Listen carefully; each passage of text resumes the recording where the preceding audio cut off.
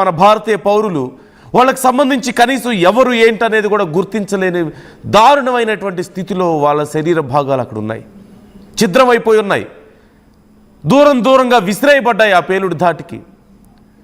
ఇంకా ఆ ప్రాంతంలో ప్రజల్లో భయం తగ్గలేదు. ఇంత దారుణానికి పాల్పడ్డ వాళ్ళని ఏం చేయాలి? మరోవైపు ఇక్కడ ఒక మాస్టర్ ప్లాన్ కనిపిస్తుంది. జమ్మూ కాశ్మీర్లో కూపీ లాగితే అక్కడి నుంచి ఫరీదాబాద్ బయటపడింది, ఫరీదాబాద్లో కూపీ లాగితే అక్కడి నుంచి హైదరాబాద్ కూడా బయటపడింది, ఢిల్లీ బయటపడింది, ఆ తర్వాత హైదరాబాద్ బయటపడింది. కాకపోతే ఢిల్లీ నుంచి అక్కడితో ఆ కనెక్షన్ కట్ చేయాలి అంటే దేశవ్యాప్తంగా వీళ్ళ నెట్వర్క్ వ్యాపించి ఉంది. ట్రాక్ చేసుకుంటూ వస్తే ఒకదాని తర్వాత ఒకటి బయటపడుతుంది. కాబట్టి ఆ కనెక్షన్ని కట్ చేయడం కోసం మధ్యలో ఇంత పెద్ద బ్లాస్ట్కి ఆ వ్యక్తి పాల్పడ్డాడు. అంటే అతనికి సంబంధించిన ఏ డీటెయిల్స్ దొరక్కపోతే, అతననేవాడు దొరక్కపోతే, వారి దగ్గర నుంచి అధికారులకు ఏ సమాచారం రాకపోతే అక్కడితో ఆ నెట్వర్క్ కట్ అవుతుందని వాళ్ళు భావించారు. అలాగే వాళ్ళు చేయాలనుకున్నటువంటి మారణ హోమం ఎక్కడ విఫలమవుతుందో అన్న భయంతో అక్కడి నుంచి ముందు తప్పించుకోవాలని ప్లాన్ చేసినట్లుగా తెలుస్తోంది. ఆ తప్పించుకోవడం కుదరకపోవడంతో ఇక ఎలాగైనా సరే కనీసం అనుకున్న ప్లాన్ని ఎగ్జిక్యూట్ చేయాలి, అనుకున్న స్థాయిలో కాకపోయినా ఎంతో కొంత నష్టం చేయాలి, ఎంతో కొంతమంది ప్రాణాలు తీయాలన్న ఉద్దేశంతో ఈ భారీ బ్లాస్ట్కి వాళ్ళు పాల్పడినట్లుగా తెలుస్తోంది. వీళ్ళని ఏం చేయాలి? కామెంట్ చేసే ప్రయత్నం చేయండి. మీ అభిప్రాయాలు ఎలా ఉన్నాయో మాతో పంచుకునే ప్రయత్నం చేయండి.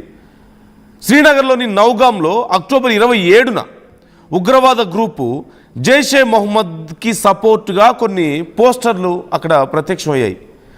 అయితే దీనికి సంబంధించి జమ్మూ కాశ్మీర్ పోలీసులు దర్యాప్తు మొదలుపెట్టారు. గతంలో అక్కడ ఉన్నటువంటి బలగాల మీద రాళ్లు విసిరినటువంటి చరిత్ర ఉన్న ఒక వ్యక్తిని, జైషే మొహమ్మద్కి చెందినటువంటి ఒక కీలక వ్యక్తిని ముందు అదుపులోకి తీసుకున్నారు. ఆ తర్వాత మరొక ఇద్దరిని, మొత్తం ముగ్గురిని వాళ్ళు అదుపులోకి తీసుకున్నట్లుగా తెలుస్తోంది.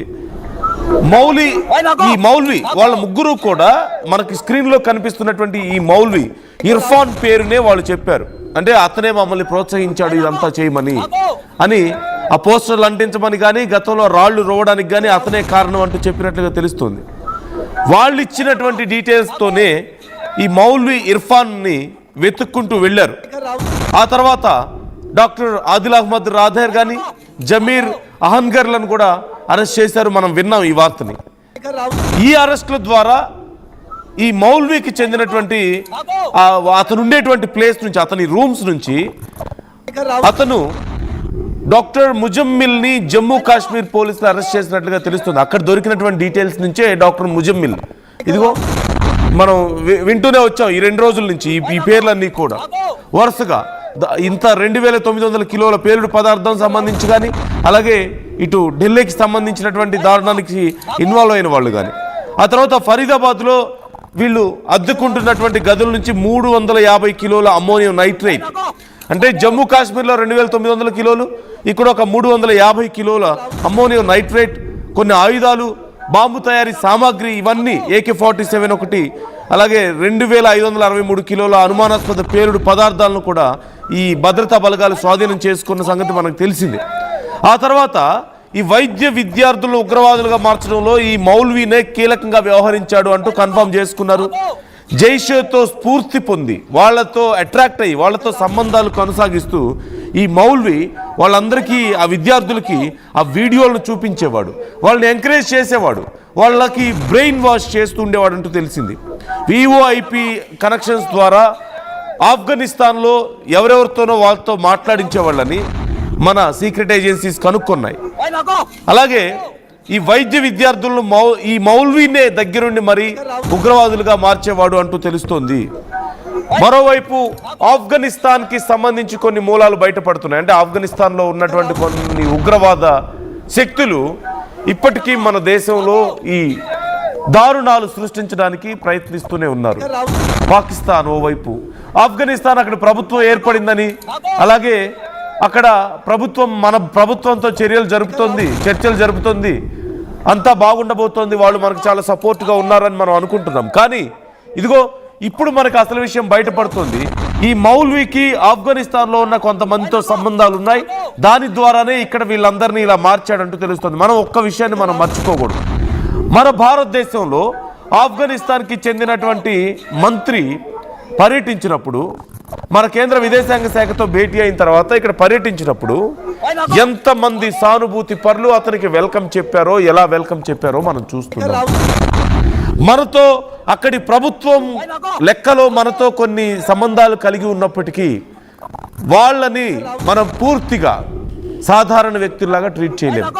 ఈ ఒక్క విషయాన్ని మనం మర్చిపోకూడదు. సో ఓవరాల్గా ఈ విషయానికి సంబంధించి భయంకరమైనటువంటి విషయాలు వస్తున్నాయి. అంటే మన ప్రభుత్వాలు నిర్వహించే ప్రభుత్వ కళాశాలల్లోనే చాలా చోట ఇలాంటి దారుణాలు జరుగుతున్నాయి.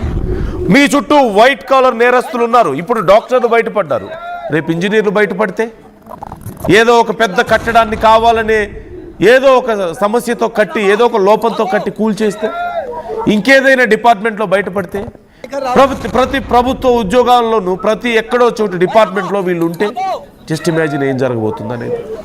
సో బీ కేర్ఫుల్, ఏం జరుగుతుంది అనేది అబ్జర్వ్ చేస్తూ ఉండండి.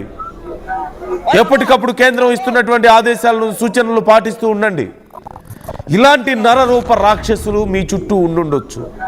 ఇంకా ఎంతమంది డాక్టర్స్ ఉన్నారు, ఇంకా ఎంతమంది ఇంజనీర్స్ ఉన్నారు, ఇంకా ఏ డిపార్ట్మెంట్స్లో ఉన్నారు, ఎక్కడెక్కడ ఈ కలుపు మొక్కలు పెరుగుతున్నాయో ఎవరికి తెలుసు మన దేశంలో.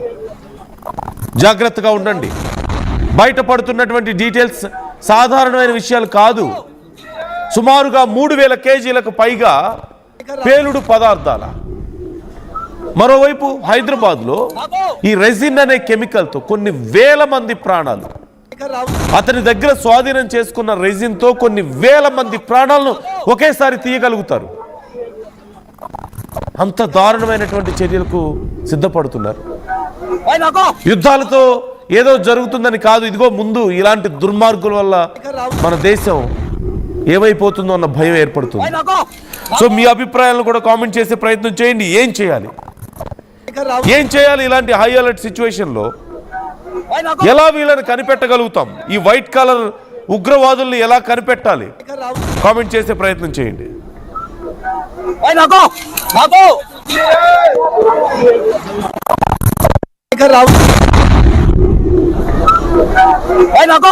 भागो